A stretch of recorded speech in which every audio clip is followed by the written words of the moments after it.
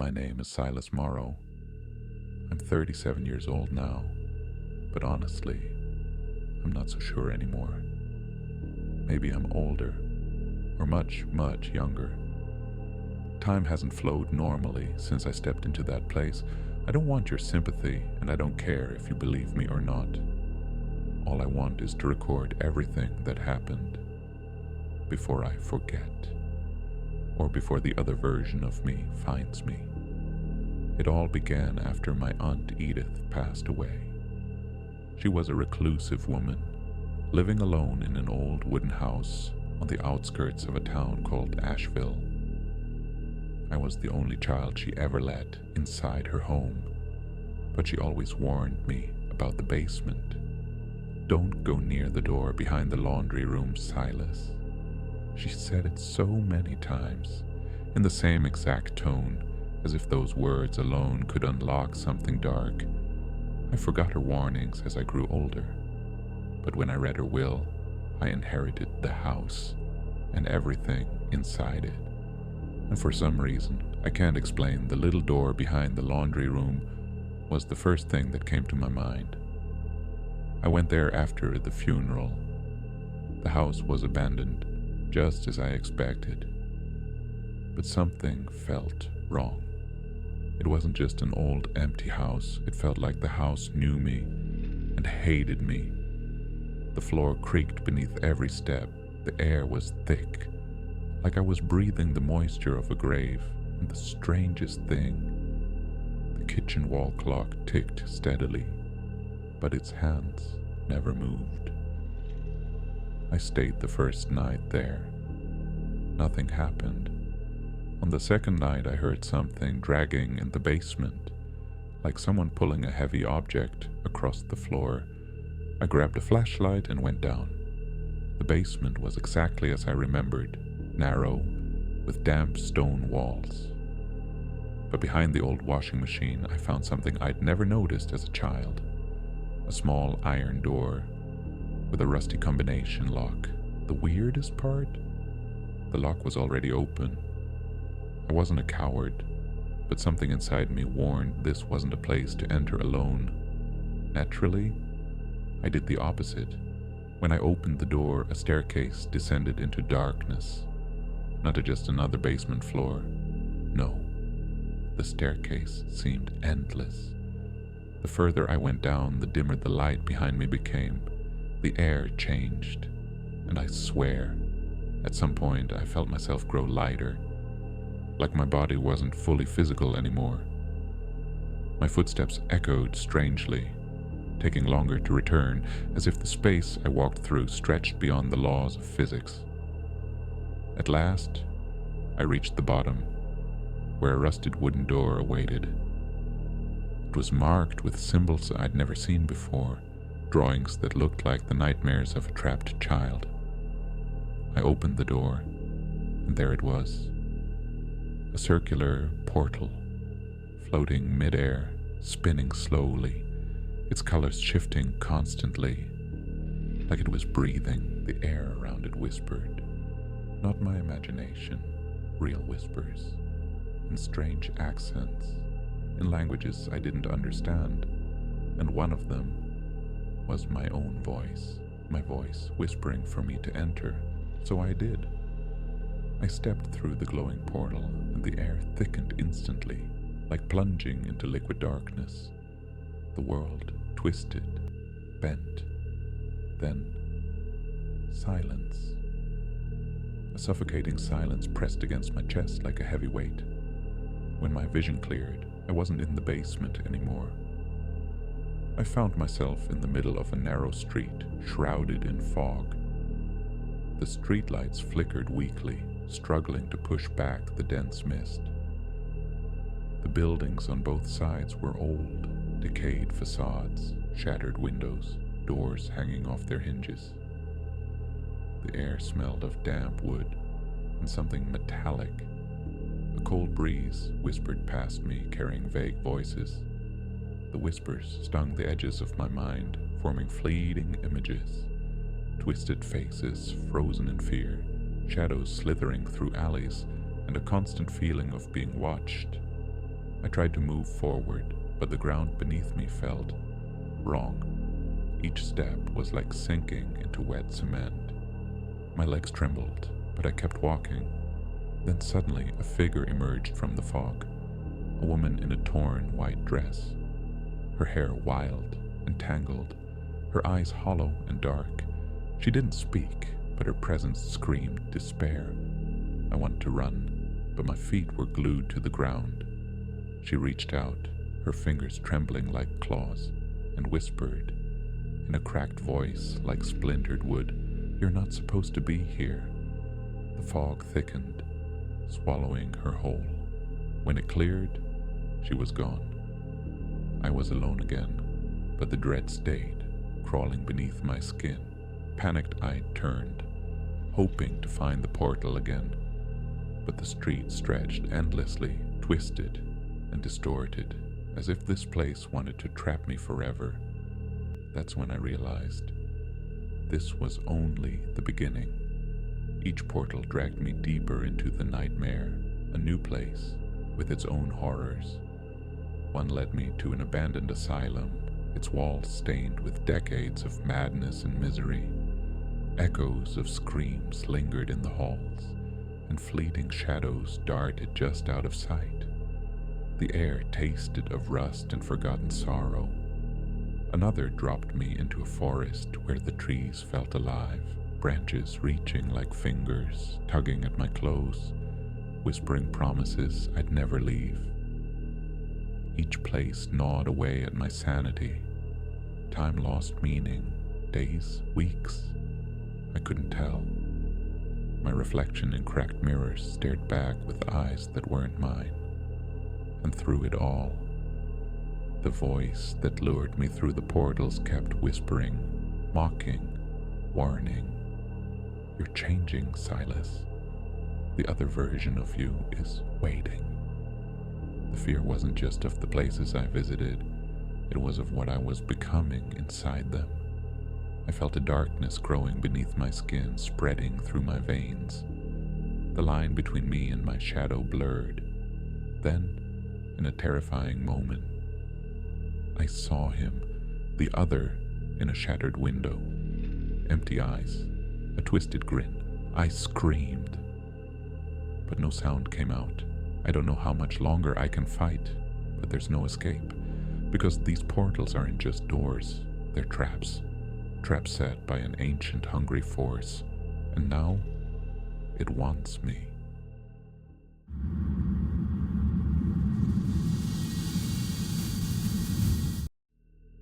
I no longer remember how I fell asleep. Maybe I didn't. Maybe I wasn't fully awake either. Everything became foggy, as if I were trapped in a dream, except I knew I wasn't dreaming. The world I had fallen into was a strange blend of familiar places and unnatural things. One day, if it could even be called a day, I found myself standing in front of an upside-down version of my aunt's house. Same structure, same windows, but every detail was literally reversed. Doors on the ceiling, chairs hanging from the beams, and the pictures on the walls. They moved. Not like videos, more like they were watching me. I went inside, even though I didn't want to. It was as if something in that world was pulling me forward, even as I resisted. I passed through rooms filled with whispers, words I couldn't understand, but could feel, as if someone were tapping on the inside of my bones. In one of the rooms, I found a large mirror, but my reflection didn't move when I did. It just stood there, staring back at me. And then, it smiled. Not a warm smile, it was twisted, unnerving, like someone who knew things about me that I didn't even know myself. I stepped back, and my reflection stepped forward. I froze. For the first time, I felt like I wasn't really me. Like something else, something other, was living inside me, just waiting for a moment of weakness to take over. Then my reflection whispered, "The longer you stay here, the stronger the double becomes. And then it vanished. The mirror reflected nothing. The room behind me was still the same, but beyond the door, everything had changed. I was no longer inside the house. I stood in a long corridor, built from cracked concrete walls, dimly lit by flickering lights that blinked every few seconds. The floor was rusted metal, and every step I took echoed with a sharp, screeching sound. There was only one door at the end. On the walls, phrases were scratched in, either with fingernails or sharp tools. "He's coming. Don't look back. You're not the only one here." I reached the door and opened it slowly. I expected a nightmare, but instead, I found a child. He was sitting on a wooden chair in the center of an empty room. His face was hidden beneath something like a dull gray cloth. I asked, "Who are you?" He answered in my voice, "I'm you, the day you forgot who you are." Then he laughed, a broken laugh, void of joy, soaked in mockery. The lights went out, and a dim blue glow rose up from the floor itself. Thick fog surrounded me, and the room began to dissolve. Or maybe I was dissolving. Slowly, mentally, turning into ash. But just before I vanished completely, I heard the voice again. The same voice I'd heard near the portal the first time. My voice, but warped, like it came from a mouth full of water. "Go back, or become something else." And then all sound stopped, and I found myself in a completely different place. I no longer knew how much time had passed. Days, weeks. The fog inside me stretched endlessly, without measure. When that last segment ended, I found myself in a corridor crowded with shadows. A faint light flickered from a shattered chandelier above, dancing across cracked walls, with deep fractures running through them, like dark veins whispering fragile sounds. I moved forward, my foot brushing over a floor of fractured marble tiles, under a light that blinked irregularly. A faint laugh echoed nearby like the broken pieces of my own memories, but incomplete. I reached a wooden room ahead. Its door was half open, and behind it the sound of heavy footsteps. I didn't know who or what was making them. I pushed the door slowly, and there it was, the heart of the story beating quietly in the center. A grand hall with a high dark ceiling. At its center stood a single, elegant, and terrifying chair. An old leather seat placed before a wooden desk, which held an ancient tape recorder, a blank sheet of paper, a pen, and an outdated rotary phone. On the table, a lone candle flickered in a pale, ghostly hue. It all looked as if someone had just been there and left me to wait. A suffocating silence filled the room, pierced only by faint creaks or distant whispers. The shadows behind me moved, but left no trace. I approached the recorder, turned one of its knobs, and it began playing with a scratchy vintage hiss. "Can you hear me? I am..." The tape cut off abruptly. My heart stopped. Everything inside me froze, waiting. When I tried to press it again, another voice came through, my voice. "Yes, I'm here." I jumped back. How did it speak in my voice without me speaking? At that exact moment, I looked behind me. A pale white shadow slipped behind the curtain. Short, quick, like a child scared of its own reflection. Then, a thunderous roar behind the door, a sound that shattered the stillness, like a war drum echoing from the depths of something ancient. I saw myself again, but it wasn't me. A man with his head tilted unnaturally, his face smeared with something reflective. Not blood, not anything you could name, just darkness, too much of it. like a badly exposed photograph, drained of color, born without time. I screamed for the last time I could bear hearing my own voice. But the sound didn't come from my mouth. The ground beneath me trembled, the walls began to pulse, sinking with a distorted whisper that said, "Stay, keep me company."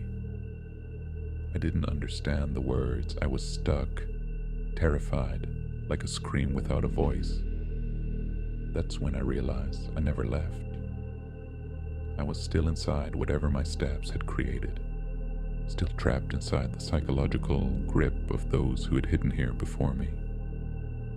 And as I weakened, I felt myself pulled forward toward a broken window, looking out onto a dark courtyard.